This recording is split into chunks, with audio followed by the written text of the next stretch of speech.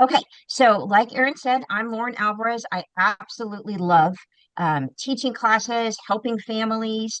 I'm a mother of four myself, so I wish that I'd had more of this information when my children were much younger. But these are just different topics and things that I have come across in my training, in working as a school counselor, and working as a parent educator.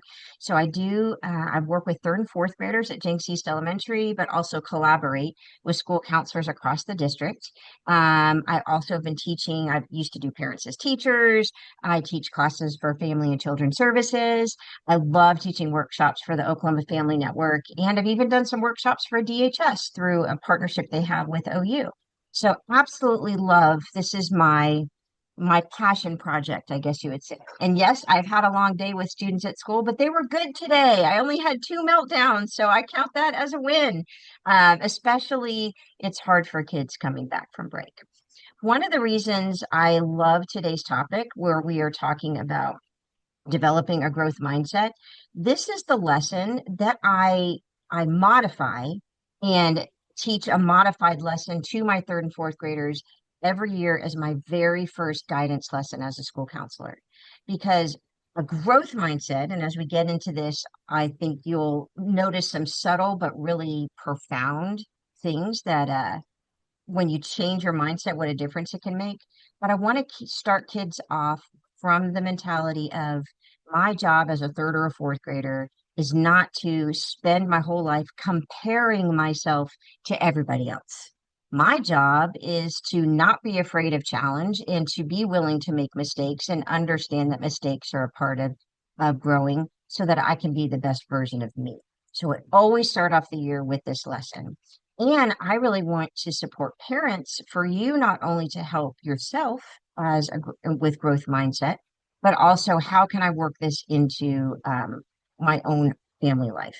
If you're a professional and you're working with children, if you're a therapist and you're working with clients, I think that developing a growth mindset and understanding what it is can really make a difference. So let's kind of jump in. So we have this topic, growth mindset. So, what is a mindset? A mindset is simply a belief that you have about yourself. And when it comes to growth mindset, it's your belief about yourself in relation to your ability, your personality, and your talent. So, a lot of times we will ask these questions, people will say, what do you do for a living? We're so used to what we're doing, we don't really think about how do we think about ourselves in my abilities, my personality, my talents. I know as a mom of four, I have three sons in their 20s, and I have a daughter who's a freshman in high school. That's my unique job as a parent is to not mold them into what I think they need to be in my image. I want them to mold them into what's their passion. How can I equip them for that? All of my kids are so different, but this mindset, the principles apply no matter what their interests are. So the other thing that I teach and that relates to growth mindset is this concept of your brain is like a muscle. So I'm not sure how, I know we're having this in Spanish. There's a fancy term called neuroplasticity. I have no idea how you would say that in Spanish, but neuroplasticity is this where your brain is able to continue to develop, change, grow, make connections endlessly until, we are no longer alive. When you train a muscle, like if you are working out, when you work out hard and you push yourself past your comfort zone, that's when your muscles grow. That's the same thing with the brain. The more effort you put into something, the more your brain is actually growing. And when I say your brain is actually growing, that means the more connections are being made between the neurons within your brain. So, just as an idea of understanding brain development, when an infant is born, an infant's brain is about half the size of a grown-up brain. Everyone talks about how much the brain grows between birth and 5 years old. Those are absolute essential times in humans' development. Between birth and 5 years old, the child's brain grows from half the size of a grown-up brain to about 85% the size of a grown-up brain. literally in volume, in size. What's causing that to grow in volume and size? It's all the connections that are being made. When a child is learning to walk, there's different neuron connections that are being made. When a child is learning words, there's different neurons connections that are being made. And one thing you know about babies is they do not give up, especially when they're trying to do something that might hurt them, like, yes, I want to climb the stairs when I'm not ready to climb the stairs. Babies are used to not giving up. Toddlers are relentless. They don't give up. Something happens to us as we get older. When things are difficult, we start to just give up. When you can develop this concept of, hey, when things are hard for you in school or hard for you in life, that extra effort, that's actually when your brain is growing the most. Don't shy away from the things that are difficult, but embrace that challenge, embrace making mistakes. So I always like to use a phrase with kids, man, you just made your brain grow when I see them working really hard on something. Because it's a beautiful concept. So, and telling kids, hey, your brain is like a muscle. The more effort you put into it, the more you're going to grow. Now, we all have a mindset, but a lot of times we haven't really thought, what's my mindset? Some evidence you might have a growth mindset is this belief that intelligence and talent can go up or down. It's not like you are born with this, it's fixed, it's changed. It can't be changed. With a growth mindset, my intelligence, the things I know and can learn, and my talent can go up or down. In a fixed mindset, you kind of have this belief like intelligence and talent are kind of fixed at birth. Oh, well, they're athletic, they're smart, they're musical. That's how they are. Now, I'm not saying that some of us don't have an extra affinity to be a certain way. Like some of us, the way our brains are wired, math is not as difficult to learn as others of us whose brains are wired differently. But anyone with enough effort can improve in math. Anyone with enough effort can improve in athletics. Anyone with enough effort can even improve in music and playing an instrument. Now, some people do have a natural brain wiring for that, but with a growth mindset, hey, I can I can get better at anything if I put in the effort. So sometimes a lot of us will experience a growth mindset in some things, but then have a fixed mindset in others. So first step is understand what your mindset is. Here are some other kind of examples of the thinking. All right, if with a growth mindset, you have these underlying beliefs, hey, I can learn anything I want to. When I'm frustrated, I persevere. I keep sticking with it. I want to challenge myself. When I fail, I learn. I don't look at myself as a failure. Hey, I failed. I made a mistake. What did I learn? Tell me I try hard. That's the kind of recognition that I want. If someone else succeeds, I'm actually inspired. It's not oh, they succeeded and they're doing better than I am. Now I feel bad about myself. It's, "Man, they succeeded. I wonder what they did." I look at that as a source of inspiration. And my effort and my attitude, that determines everything. That's a growth mindset. Now think about this. Someone with a growth mindset could start off maybe in a different place than somebody else. Maybe someone with a growth mindset has a physical or a disability or a learning disability. Guess what? With a growth mindset, you can still believe no matter where you start, I can learn anything. When I'm frustrated, I persevere. I want to challenge myself. All of these things apply no matter where you start. With a fixed mindset, there's kind of this underlying belief I'm either good at it or I'm not. I've said this to myself for years. And I even avoided a specific college degree. I wanted to go into medicine, which involved a lot of math and science. Math is a challenge for me. Um, and math comes easier to some other people. But what I discovered when I went to grad school is I can still do fine in math. I have to study 10 times harder than I do for other things, but I can learn it. So this idea of, I'm not good at math, that kind of limited me in some of the things that I didn't do. So there's this belief I'm good at it or I'm not. When I'm frustrated, I give up. I don't like that feeling of frustration. I don't like to be challenged. I like to do things I'm already good at. When I fail, I get this belief about myself that I'm no good, I'm a failure. You know, there's more shame involved. I want you to tell me I'm smart. I want you to tell me I'm talented. I want you to tell me I'm the best. If someone else succeeds, I feel threatened. And a lot of times, a very common response is I might see them succeeding in an area that I'm maybe not succeeding in. So then I want to find something about them to kind of bring them down. Oh, yeah, well, they're really good in sports, but, I'm better in this area. Everything kind of falls in comparison. Um, and I feel like my abilities determine everything. Well, if I'm not good at it, I'm stuck. That's just the way things are. And like I said before, in some areas we can have a growth mindset, and in other areas we can have a fixed mindset. But it's important to realize kind of what is our mindset, your personal mindset. Because if we aren't aware of our own mindset, it's going to be hard to try to change any of the other people we work with or the children we work with um, to have a growth mindset if we don't have one ourselves. Okay. So the way that you find out what mindset you have, typically it shows up when things become difficult.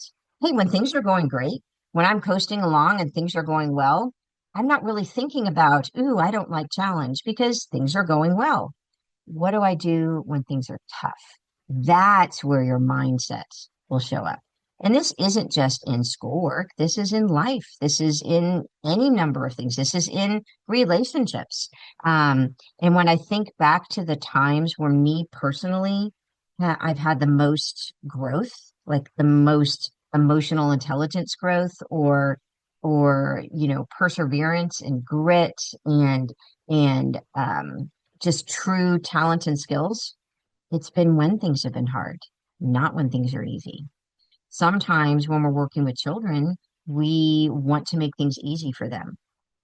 And in our attempt to make things easier for them, we're actually holding them back from learning perseverance and grit and challenge. So when your child is experiencing something difficult, that's when their mindset will kind of show up. So think about yourself, how do you respond when things are difficult? Here are some examples to inspire. Some adult studies of growth mindsets. Anyone know who this is? I will give you a hint. You can see in the dark because of this guy. This is Thomas Edison. And he's famous for saying, I've not failed. I've just found 10,000 ways that won't work.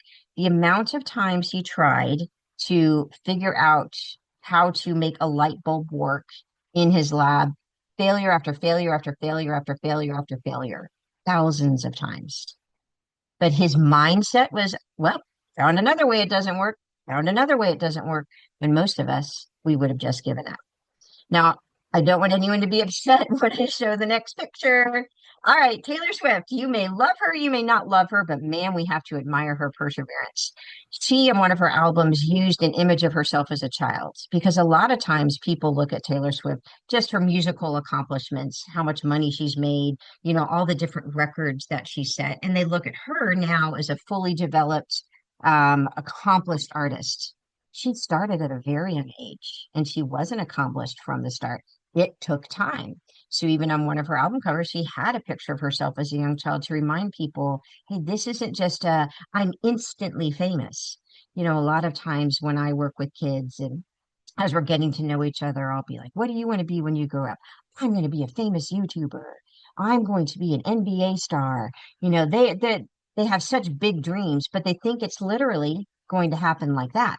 And it doesn't happen like that. Michael Phelps, was famous for all the gold medals he won in swimming, he had a fifth grade teacher tell him that he would never amount to anything. Well, he really struggled in school, but because of his huge hands and his huge feet, he wound up excelling in the pool. And it didn't matter that he had ADHD. When he found something to where he could channel all of his energy and he had some unique physical characteristics that helped him, he wound up being wildly successful. But he had to have that mindset of, I don't give up. So I think it's always good for ourselves to find inspiration, but also help our kids find inspiration. Not just, oh, look, they're the best. Oh, look at this. Point out the mistakes they've made. Point out the challenges they've had. Because what we often have is this mountaintop viewpoints. we will get up to the mountaintop, which is would be like the accomplishment. Someone's at the height of their athletic career, or they're super successful in a certain area, or their house is amazingly organized, or whatever that might be. We see people that are like at a mountaintop experience, but we forget how they got to the mountaintop. When you look at this path, there's a bunch of zigzags, there's a ton of effort. I hiked the Grand Canyon when I was a freshman in college, not the actual middle of the Grand Canyon, but down on the end of the Grand Canyon, Havasu Falls. And we had 2 miles of switchbacks, which are these back and forth, gradually going up or gradually going down. Finishing that at the end of a 9 mile hike, I mean, your legs just start to wobble. It was incredibly difficult. Um, that's what life can be like sometimes. Reminding children and reminding ourselves that sometimes the people that we admire, we're seeing them when they're on their mountaintop, but we haven't noticed all the struggle. I think that's also a challenge with social media and Instagram and TikTok is people don't talk about the zigzag part of their journey. They act like I have it all together. When they videotape a house that's been remodeled, a lot of times they leave out all the mistakes they made along the way. Some people are honest, but a lot of people aren't. So, ourselves and our children and the students that we work with, they can develop this unrealistic expectation that, you know what, things are going to happen overnight. So, really acknowledging the effort um, really validates people if they're not at their mountaintop yet. So that's always kind of a reality perspective that I like to give kids. So one of the things, let me see how I'm doing on time.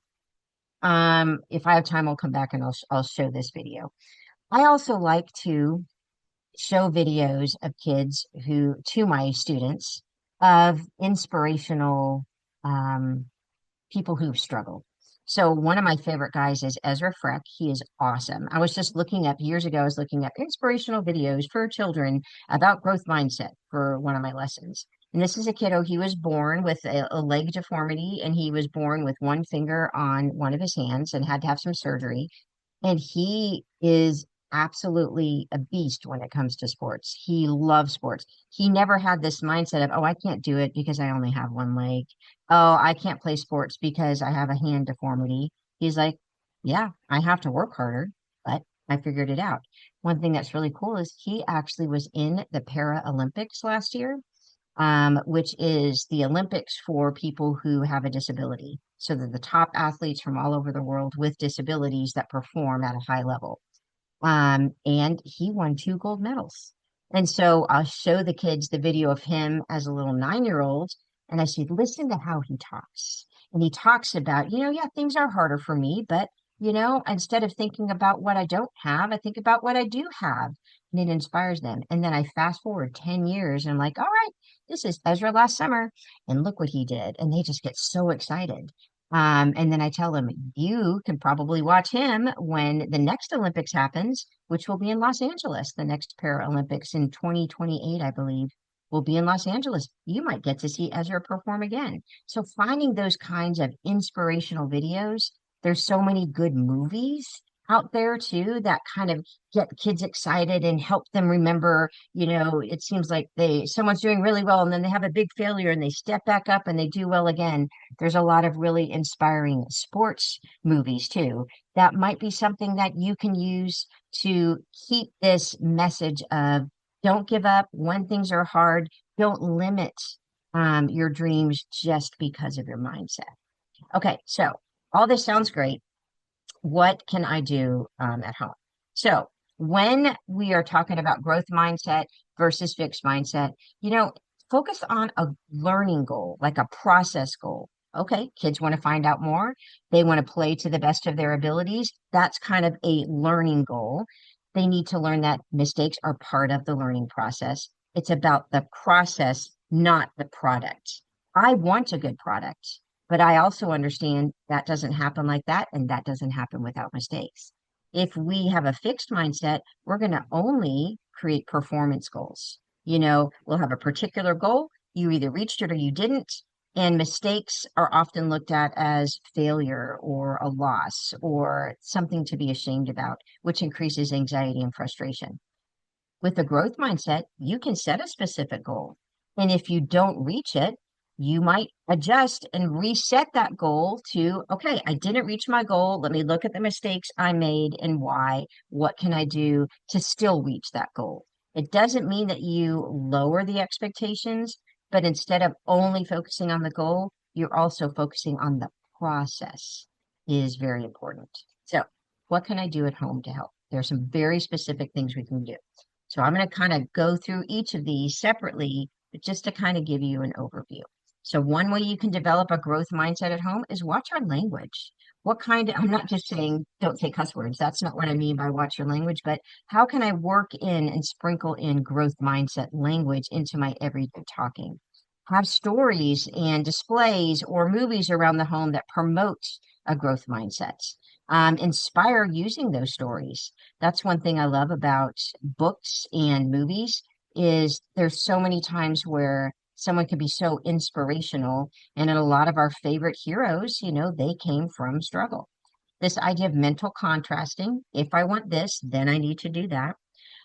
This is my favorite part of growth mindset, changing how we talk about mistakes. Shifting to this, that's a marvelous mistake. Shifting how we talk about mistakes, breaking things down into manageable steps.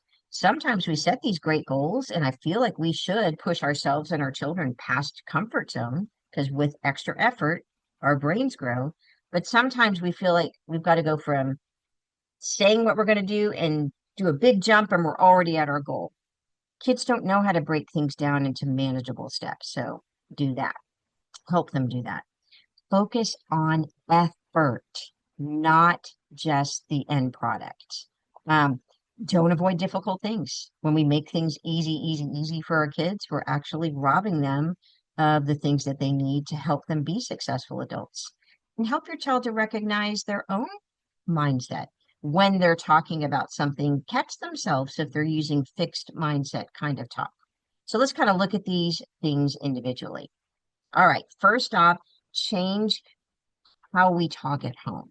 What is some growth mindset language? Because, man, words have power. Working in words constantly, like effort. Man, that was a good mistake. What did we learn from that? Challenge, grit. Grit is that I am not giving up. I'm going to do things even when it's hard.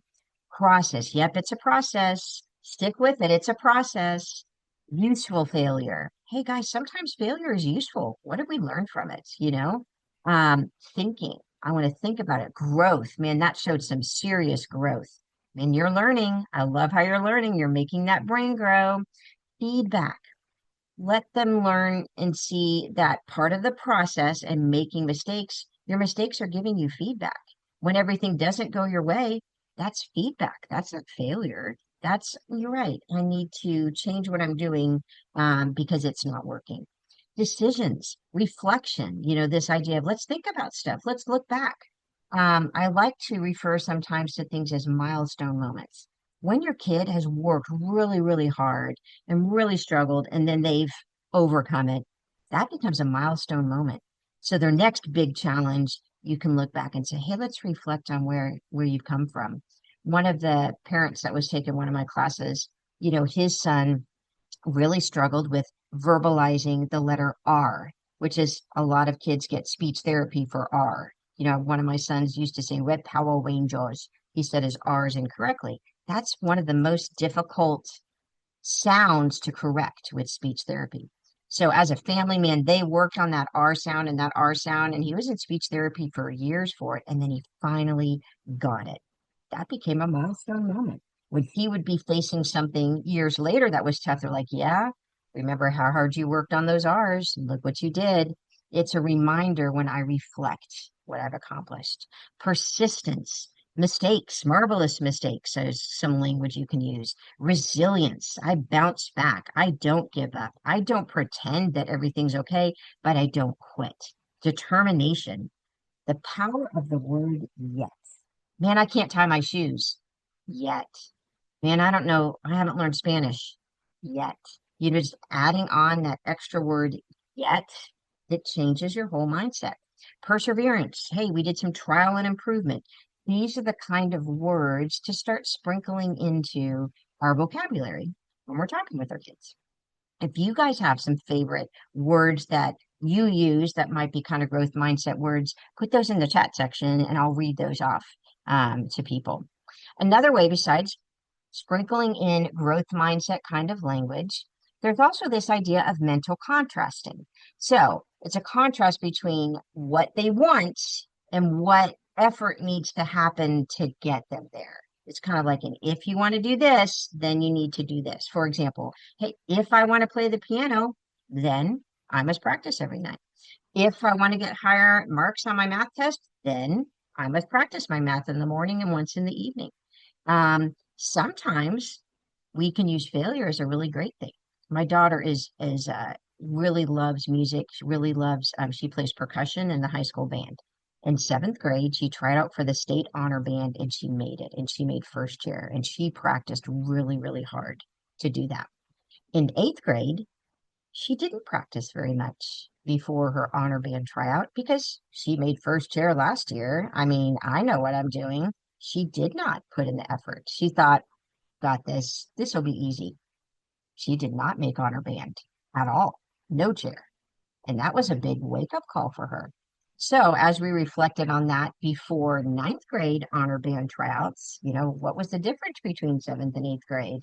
And she practiced hard again this year and she made honor band this year. She realized a lot of things.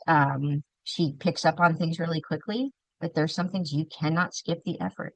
If you want to make honor band, then you have to put in extra practice time. And I don't have all the instruments at home, so she had to stay after school and put in some of that extra time.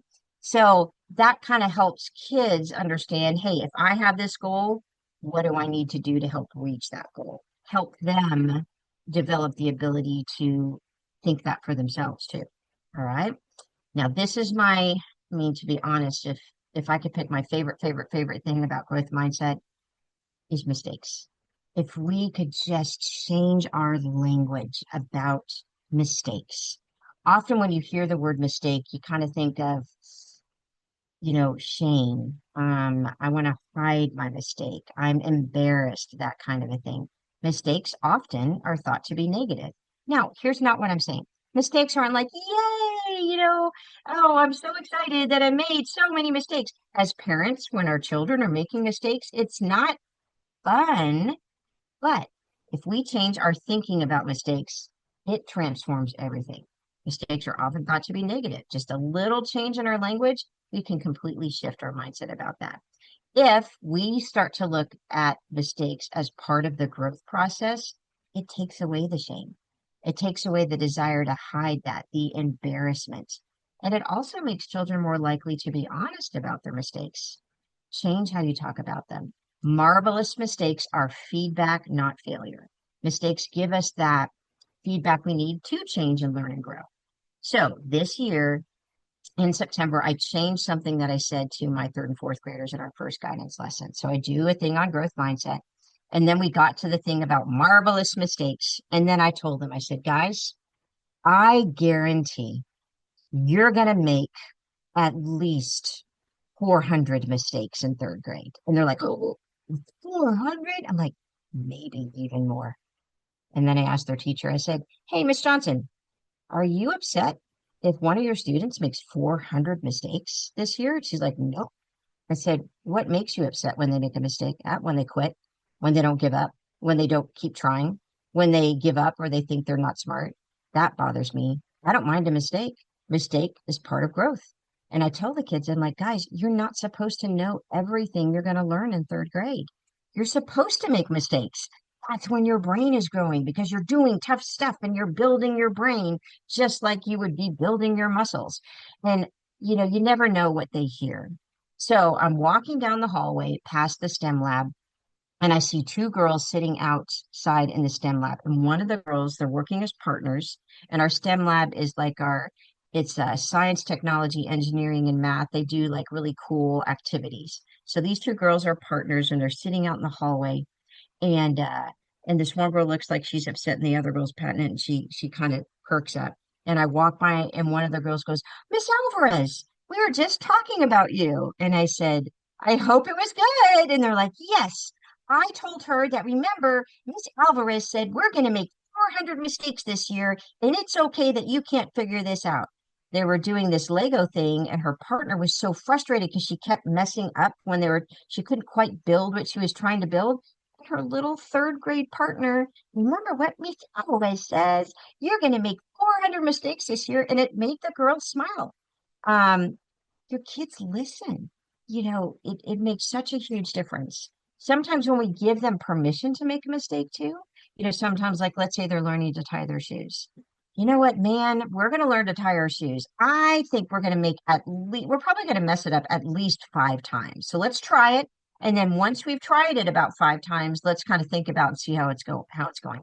When we give them permission to make a mistake, it actually makes them not afraid to try something new.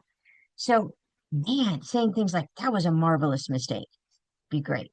I'm going to send you guys these links and I'll show them to you at the end. There's actually a website called Class Dojo, and they have these little mini 4 and 5 minute mini videos that teach all these different concepts about the brain, about growth mindset, about neurons, about moods and attitudes in relation to the brain. And so I sent all these videos out to my teachers at my school. And this was about 6 years ago. And one of the first grade teachers just went crazy with it. So she showed the videos in her morning meetings, and they changed how they talked in their classroom. So they started a new thing in her classroom where every morning they would set a goal for how many marvelous mistakes they were going to make the day when it came to learning. And she said everything changed. They'd be doing math. And when most kids used to put their heads down and start crying because they were doing math and they messed up the problem and they were getting really frustrated, she said, it's I made a marvelous mistake, Miss Mullins. Oh, Miss Mullins, I made a marvelous mistake. And she would sometimes say things incorrectly on purpose. And then the kids would be like, Miss Mullins, that's not how you do this. She goes, there I go, making a marvelous mistake. Let's fix it. What did I do wrong? And she said the kids like never, it just changed the whole tone of the classroom. So I'm walking by our classroom one day, and there was a student who came running out.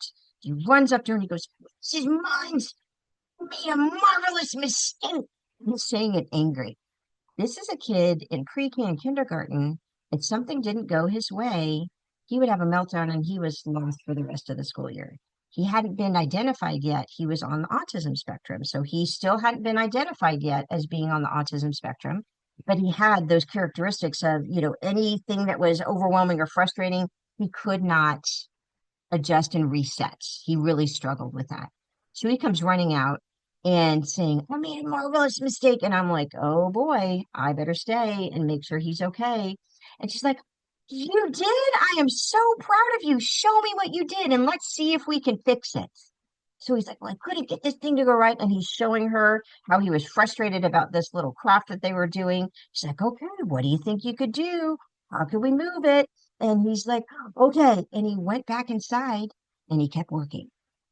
Her changing the thought process about mistakes changed his whole life, like changed his attitude about struggle and how to reset from struggle.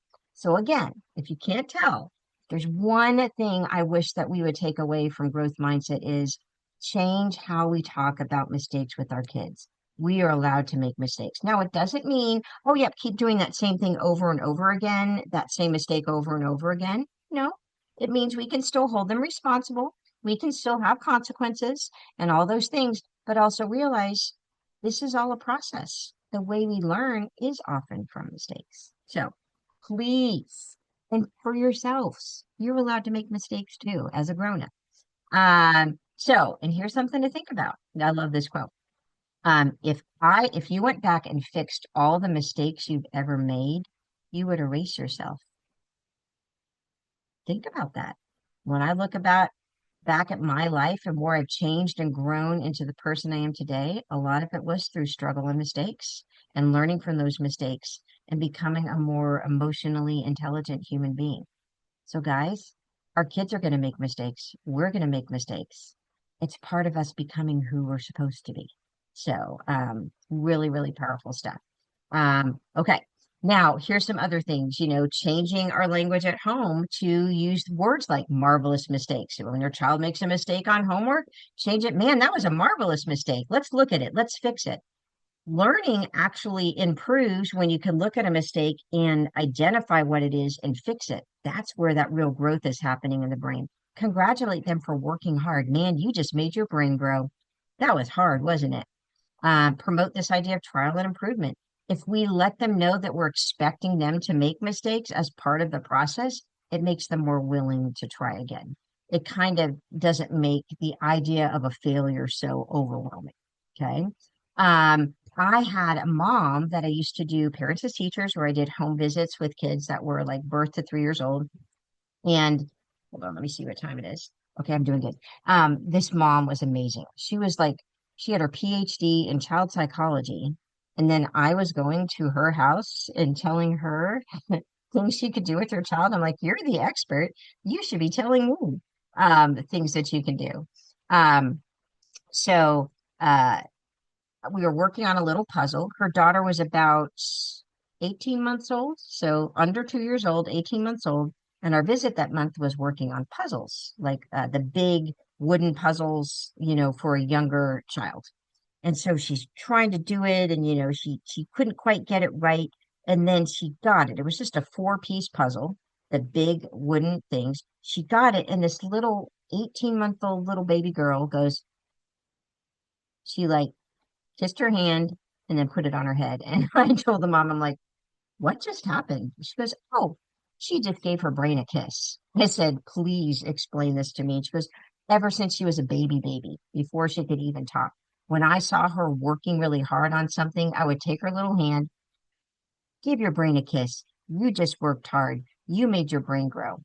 Her daughter wasn't even talking yet, and she was teaching her not to be afraid of trying tough stuff.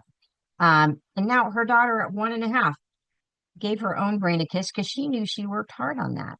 The mom was setting her up to not be afraid of challenge. Now, I follow mom on Facebook, and daughter's now in college. The stuff that they've done over the years is just amazing. Like they enter all these things in the county fair. They live up in South Dakota now, oh, let's make a dress out of duct tape. Okay, why not? Let's try it. Just they're so willing to try new things because they're not afraid of making mistakes because this is part of the process. They even have like family tradition of, one day a month, they're completely trying something new, like a new recipe or a new talent or something. They're always trying and thinking and growing. And it all came from this idea of, hey, I'm not afraid of trying something new and making a mistake. So I teach my kids at school, give your brain a kiss. Of course, my fourth graders look at me like I'm crazy, but sometimes I will even when I see a kid working really hard without saying a word, I'll just do, and they like understand what that means. So that could be something you do in your own house or with your own kiddos or with people that you work with. Also, sometimes help kids understand that feedback when you've made mistakes, it doesn't have to be criticism. If you have a fixed mindset, and your coach is telling you that you need to come in and practice your free throws and you're playing basketball. Someone with a fixed mindset, their thinking might be like this. Oh no, my coach told me to come in and practice early. He thinks I'm bad at free throws. And you have this feeling of shame. If you're operating from a growth mindset, my coach told me to come in and practice my free throws early. It's probably a good idea because I practice my free throws, I'm going to get better. Same exact coach, same exact thing. A fixed mindset will take that as criticism and they'll kind of start to resent the coach. A growth mindset takes that as feedback. You know what? This is an area that I need to improve in, and practice is going to make it better. Changing our thinking, it crosses over into so many areas. So we've talked about using growth mindset language, doing mental contrasting, where if you want to do this, then you want to do that. We've talked about marvelous mistakes, changing how we talk about mistakes. Now, another thing to do, though, is help kids break things down into manageable steps. New Year's is coming up. The class that we're going to have on December 15th is setting goals for the new year with a mindful self-compassion lens. Sometimes we'll set this huge goal And then 2 weeks later, we've quit because we haven't broken the goal down into manageable steps. It's kind of like we want to start here, we want to immediately be up here. That's not possible. It's not possible for kids too. This is a skill to break things down into manageable steps. Learning can feel overwhelming for a child. If I break something down into smaller steps, they can experience success at this step, build on that, do a little bit more, build on that, do a little bit more. But as parents or as adults working with children, focus on one step at a time, make some progress, and then keep moving. Don't constantly like, oh, well, they're not doing this yet. They're not doing this yet. Well, they're doing this step. They're making some progress. They're doing this step. They're making some progress. For example, if you are asking your child, clean your room. In my adult brain, when I think about cleaning a room, in my mind, I can kind of make a list of things that need to be done. Kids can't do that developmentally, especially younger children. So, what if I, with my child, sat down and listed all the things it would take to keep a room clean? Brainstorm this together. All right, we got to make the bed. We have to put the laundry away. We have to hang up the clean laundry. We have to trash in the trash can. We have to have dirty laundry in the hamper. We have to have toys put away. Whatever it is that you guys come up with on your list. What if you focused on one of those things? What if for this week, we're going to focus on making the bed? All week long, we make the bed, we make the bed. Now, it doesn't mean all the other stuff has to be perfect. We are making the bed, we are making the bed. Next week, we're making the bed and we are making sure dirty clothes are in the hamper. So we're working on two things. Third week, we're making the bed, dirty clothes in the hamper, and everything off the floor and, toys put away. Gradually build up so that in 4 to 6 weeks, now we know how to keep our room clean. And we've been making progress along the way. It's hard to do. It's hard to have the patience to allow that. But that part of breaking things down into manageable steps, that also helps build a growth mindset. I have a lot of kids at school that I have to work with, and a lot of kids that just like shut down. They're quit, they're done. So I like to show them this picture. All right, so this is like the steps to a goal. So what step are you on? The bottom step, I won't do it. The next step, I can't do it. I want to do it. How do I do it? I'll try to do it. I can do it. I will do it. I did it. So I'll ask kids, where are you at on this ladder? For me, it seems I can't tell if you're at the I won't do it or the I can't do it. Because a lot of kids, I won't do it. But a lot of times that's because they don't think they can. So I'm like, okay, so let's say they're at the blue step. I can't do it. And I'll say, hey, what do you need from me to move you from I can't do it to I want to, you know? And I'll tell them, I can't get you to your goal if you just sit on that step and you're not even willing to take one step. Did you notice they don't reach their goal immediately? It's a step at a time. Sometimes I'll know in my head, hey, they're at I can't do it. How can I build a desire to do it? All right. And then how can I show them how to do it? And then how can I encourage them when they try? And that really builds the belief that they can and they will and they did. But sometimes having that visual reminds us and reminds kids this is process. There's also something called the learning pit, where it's very common that you will, learn something, and now we've got something completely new to learn, and you fall down and you feel like you're in this, pit where you can't get up and everything is so hard. And to climb from no understanding up to understanding it, that takes effort. So you start off with zero understanding, you move your way up to understanding a little, understanding some, mostly understanding, almost there, I understand. But to help kids and to help ourselves remember, this is part of the process. There are going to be a lot of things you have zero understanding. You literally do not know how to do it. But if you are willing to have that perseverance, you're willing to have that grit, you're willing to not give up, you are willing to do the efforts so your brain will grow, that's when you actually understand it. So sometimes I'll even show this to kids and be like, okay, where do you feel like you're at here? And sometimes they'll say, I do not understand it at all, or I understand some of it. This is all part of the process. Sometimes having a picture of it really can help. So effort, effort, effort, reminding them that effort is the key to everything. If you want to get smarter, if you want to improve, it's effort. It's not automatic. You aren't born with this. It takes effort. The more efforts you put in, the more you'll get out of it. So sometimes we don't realize as adults that we are doing results praise, like praising them for an accomplishment versus praising them for effort. So, what if we shifted how we encourage our kids? It doesn't mean that we can't say, "Oh, you did a great job." If they bring home a report card or they won a soccer game or whatever. I'm not saying that we can't celebrate those things. What if those are the only times that we celebrate, though, for the results? What about the effort? So here are some different ways of acknowledging effort. It might sound like this. Hey man, I noticed the effort you're putting into whatever it is they're working on. Maybe they're working on their handwriting, or maybe they're working on tying their shoes, or maybe they're working on not losing their temper. Man, I really noticed the effort you're putting into whatever. Yeah, all of your hard work and practice is really showing progress. You must be proud of how hard you worked on that. I noticed you were struggling. You didn't give up. That must feel good to stick with it. You made a mistake. That's okay. You can learn from it. Remember, failure is feedback. That's a marvelous mistake. This is the kind of praise that's focused on effort and grit. All right. Now, I'm not pretending. I'm not saying they're working hard when they aren't.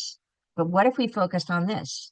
Sadly, when I was learning about growth mindset, I realized I did more results praise, like intelligence praise. Things like, you're so clever at, you're so intelligent, you're so lucky, you're so gifted, it's so easy for you, you're the best. Don't worry if you didn't get the score you wanted. Did you do better than so and so? Man, you made a mistake. How many times have I told you, you got to get this right? You got to try harder. Without realizing it, I might be coaching my child to have a fixed mindset. You might have a child where a lot of things do come more easily for them at first, but they're going to get to a place in life where things don't come easily. That's where failure can be a gift. Like, okay, now we've got to put in the effort. If we did some of these changes of doing effort praise instead of just the end result praise, or you automatically have this talent kind of praise, that can change the type of mindset they have. Think about having an effort celebration too. Maybe as a family, or maybe as a classroom, or maybe, with a client or whatever. All right, what's something you have worked really hard on this month? Or what's something you've worked really hard on this week? When I focus on efforts and not the end result, the pinnacle, accomplishments, everybody can have something they can be proud of. All right. So don't just have celebrations for major accomplishments. You can have those celebrations, but let's not only have those celebrations. What about celebrating for really hard work? At school, we use something called WIGs, wildly important goals. And if your kids set a WIG for themselves, a wildly important goal, talk about the progress regularly at home. Catch yourself and model apologizing to your brain if you are, uh, criticizing yourself for making mistakes and stuff. And celebrate failures if they really were a step towards a goal. Man, that was a marvelous mistake. And I'm so proud of you for being brave and getting back up and trying again. That's what I mean by an effort celebration. Now, here's another thing. Besides effort celebrations, changing how we talk about mistakes, figuring, how can I have effort praise versus just results praise? Another thing is, don't make things easy for your kiddos.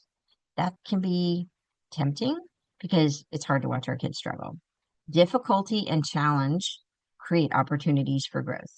Create excitement in your kids. Man, I wonder how much your brain is going to grow with this one. Woo, did you feel that? Was that hard? Give your brain a kiss. You just really made your brain grow. Even if they don't get it right at first, they are not giving up. They have effort. And guess what, guys? Making straight A's in school, if you don't have resilience, you don't have perseverance, you don't have grit, that's not going to make you do amazing in life. There are some people who struggle in school, but they have perseverance and grit and resilience, and they don't give up and they bounce back and they do much better in life because they're not afraid of challenge. Don't make everything easy on your kid. Now, break things down into manageable steps so it's not overwhelming, but don't rescue them when things are hard. Get them excited about it. Talk about all the benefits of it. Man, man, this is building your muscles. Man, your brain is growing. I am so proud of you. Man, I love how you did not give up on that. That must have been really hard. It was so inspiring for me to watch you not give up on that. That kind of talk gets them excited about the challenge. Um, Another thing that's on the things that you can do is work in the power of yet. That tiny little word, when they're like, I can't do that, I can't do it, just add on yet. There's even some video links that I'm sending to you that talk about that, the amazing power of the word yet, and even some children's books so that you'll have access to that you can look up if you want to do. And remember, failure is just the first attempt in learning. So just yet. Adding on that yet creates some hope, creates some joy and things like that. Also help kids tune into the way they talk about that. So sometimes kids will describe something and they will be talking about themselves with a fixed mindset. Man, that guy's brilliant. He never even tries. He just gets it. Catch him doing that. Hey, are you sure? I wonder how hard he's worked to be good at this. I got it wrong again. I'll never get this. Hey, that's a marvelous mistake. Remember, mistakes are part of growing. Let's look at it. Let's see if we can fix it. Some children don't even realize how fixed their mindset is. So we have to kind of help them catch the way they're talking and thinking about things. Discuss and challenge their opinions and attitudes, but do this with empathy. Don't be like, you can't talk that way. You can say things like, man, it sure probably feels like that sometimes that no one else is even having to try and you're having to try so much harder. I'm really proud of you that you don't give up. That's amazing to me.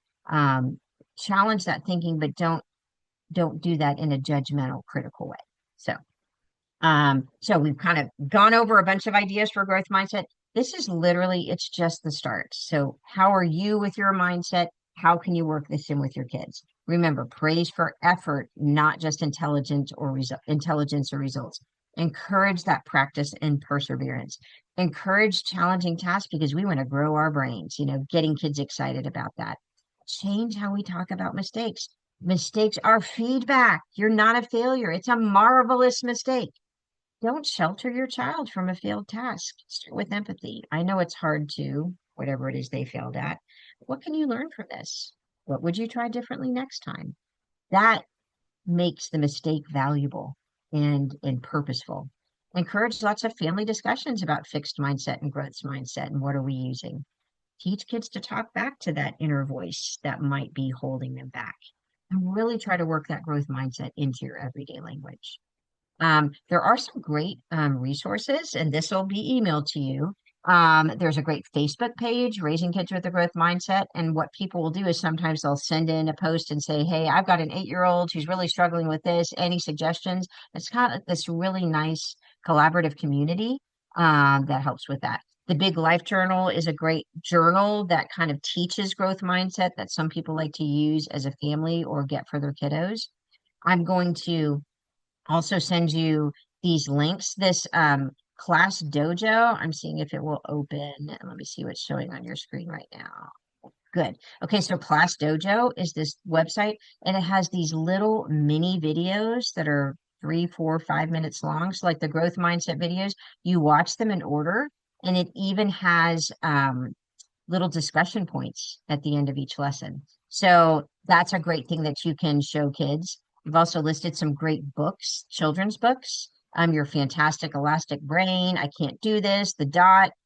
These are stories that kind of get and teach this growth mindset.